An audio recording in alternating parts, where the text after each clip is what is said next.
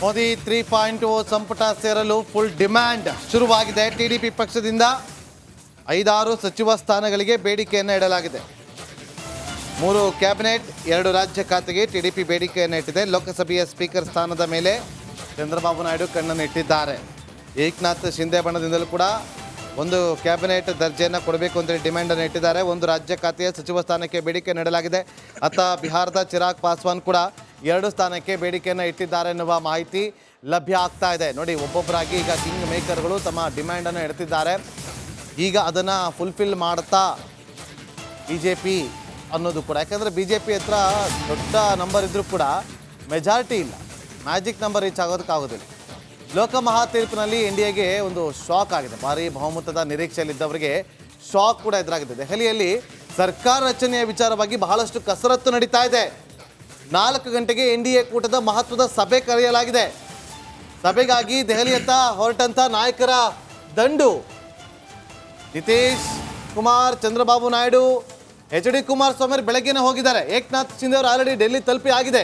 ಚಿರಾಗ್ ಪಾಸ್ವಾನ್ ಕೂಡ ರೀಚ್ ಆಗಿದ್ದಾರೆ. ಲೋಕ ಮಹಾ ತೀರ್ಪಿನಲ್ಲಿ NDAಗೆ ಬಿಗ್ ಶಾಕ್. ಯಾಕೆ ಅಂತಂದ್ರೆ ಅಂದುಕೊಂಡಷ್ಟು ನಂಬರ್ ರೀಚ್ ಆಗಿಲ್ಲ. 400 ಪಾರ್ ರೀಚ್ ಆಗಲಿಲ್ಲ. 300 ಪಾರ್ ಹತ್ರನೂ ಕಷ್ಟ ಆಗ್ತಿತ್ತು. ಎಲ್ಲವೂ ಕೂಡ ಈಗ ಒಂದು ರೀತಿಯಲ್ಲಿ BJPಗೆ ಹಿನ್ನಡೆ ಅಂದರೂ ಕೂಡ ತಪ್ಪಾಗೋದಿಲ್ಲ. ಇದೇ ವಿಚಾರಕ್ಕೆ ಸಂಬಂಧಪಟ್ಟಂತೆ ನಮ್ಮ ಪ್ರತಿನಿಧಿ ರಂಜಿತ್ ಮಾಹಿತಿಯನ್ನು ಕೊಡ್ತಾ ಇದ್ರು. ರಂಜಿತ್, ಈಗ ಇವತ್ತು ಸಂಜೆ ಸರ್ಕಸ್ ನಡೆಯುತ್ತೆ, ಏನಾಗ್ಬೋದು, ಏನು ನಿರೀಕ್ಷೆ ಇಟ್ಕೋಬೋದು?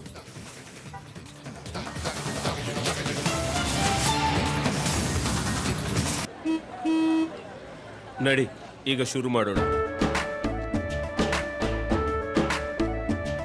ಕೇಸರಿಯಿಂದ ಮನೋಲ್ಲಾಸ ಮನಸ್ಸು ಮತ್ತೇರಿ ಕುಣಿದಾಡಿದೆ ನೋಡು, ಮನಸ್ಸು ಮತ್ತೇರಿ ಕುಣಿದಾಡಿದೆ ನೋಡು. ಕ್ಷಣ ಕ್ಷಣವೂ ಆಚರಿಸಿ ಕೇಸರಿ ಹಬ್ಬ. ವಿಮಲ್ ಬಾಯಲ್ಲಿ ಹೇಳಿ ಕೇಸರಿ.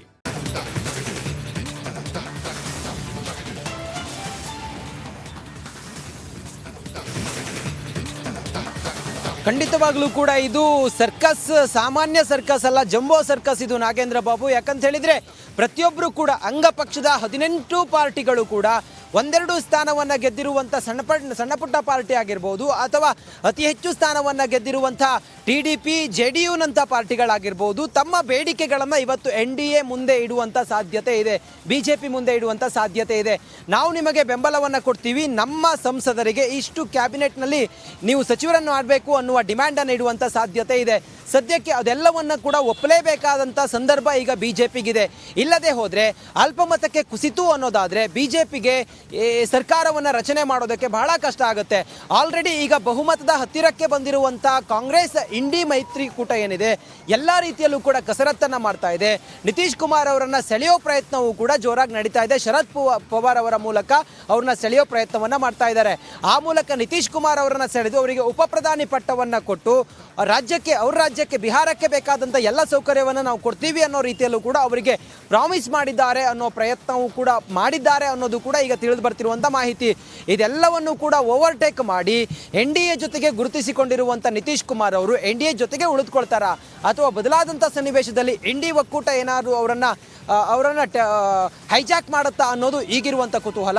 ಸದ್ಯಕ್ಕೆ 4 ಗಂಟೆಯ ಮೀಟಿಂಗ್ನಲ್ಲಿ ಒಂದು ತೀರ್ಮಾನ ಆಗುತ್ತೆ.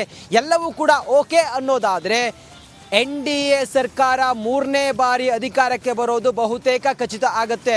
ಈ 2 ಅವಧಿಯಲ್ಲಿ 14 ಮತ್ತು 19ರ ಅವಧಿಯಲ್ಲಿ ಏಕಪಕ್ಷೀಯವಾಗಿ ಬಹುಮತವನ್ನು ಸಾಧಿಸಿದ್ದಂತಹ BJP ಈ ಬಾರಿ ಅತಂತ್ರ ಲೋಕಸಭೆ ಸೃಷ್ಟಿಯಾಗಿರುವಂಥ ಹಿನ್ನೆಲೆಯಲ್ಲಿ ತನ್ನೆಲ್ಲ NDAದ ಮಿತ್ರಪಕ್ಷಗಳೊಂದಿಗೆ ಸೇರಿ ಅಧಿಕಾರಕ್ಕೆ ಬರಬೇಕಾದಂತಹ ಸಂದರ್ಭ ಬಂದಿದೆ. ಈ ಸಂದರ್ಭವನ್ನು ಪ್ರಧಾನಿ ನರೇಂದ್ರ ಮೋದಿ ಅವರು ಮೊದಲಿಗೆ ಎದುರಿಸ್ತಾ ಇದ್ದಾರೆ. ಹೇಗೆ ನಿಭಾಯಿಸ್ಕೊಂಡು ಹೋಗ್ತಾರೆ ಅನ್ನೋದು ಕುತೂಹಲ. ಪ್ರಧಾನಿ ಮೋದಿ ಅವರು ಹೇಳ್ತಾ ಇದ್ರು ಚುನಾವಣಾ ಸಮಯದಲ್ಲಿ, ಮಜಬೂತ್ ಸರ್ಕಾರ ಬೇಕಾ ನಿಮಗೆ, ಮಜಬಾರ್ ಸರ್ಕಾರ ಬೇಕಾ ಅಂತೇಳಿ ಕೇಳ್ತಾ ಇದ್ರು. ಈಗ ದುರ್ಬಲ ಲೋಕಸಭೆ ನಿರ್ಮಾಣ ಆಗಿರುವಂಥ ಹಿನ್ನೆಲೆಯಲ್ಲಿ ಇವರೆಲ್ಲರನ್ನೂ ಕೂಡ ಒಟ್ಟು ಸೇರಿಸಿಕೊಂಡು ಸರ್ಕಾರವನ್ನು ರಚನೆ ಮಾಡಬೇಕಾಗಿದೆ. ನೋಡಬೇಕು ರಂಜಿತ್, ಏನಾಗುತ್ತೆ ಅಂತೇಳಿ ಇವತ್ತು